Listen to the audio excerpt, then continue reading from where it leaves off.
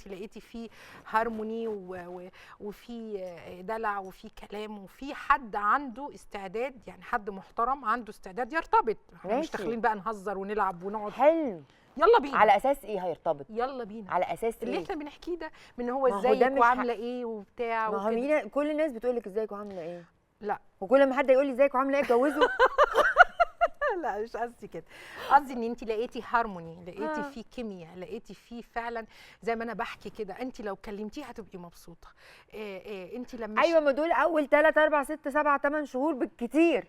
وبعدين بقى الحقيقه بتبان أنا بعدين. شايفه ان اي راجل محترم وجاد في الارتباط بانثى ما عندوش نوايا، يعني انا حضرتك مش مليونيره فداخل طمعان فيا، مش لما قدر الله عيان وعارف انه كمان شهرين 3 عايز حد يمرضه.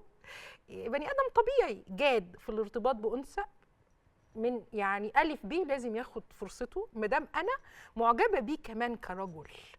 انا لازم اكون عندي وعي بمشاعري واحاسيسي. مش كل اللي جم قالوا لي شيماء احنا معجبين بيكي ويا ريت نتجوز وبتاع، قلت له ايوه تتفضل معانا. لا طبعا، اكيد. لو انت مش لايق عليا، انت عارف انا مجنونه، انا بصحى بالليل انت رومانسيه. ولما هي بتبقى كيمستري او كيمياء ما بين الشخصين بيحصل، وفي كيمياء بتحصل من اول ثانيه. صحيح. من غير ما تتكلموا بتبصي له يبقى في كيمياء.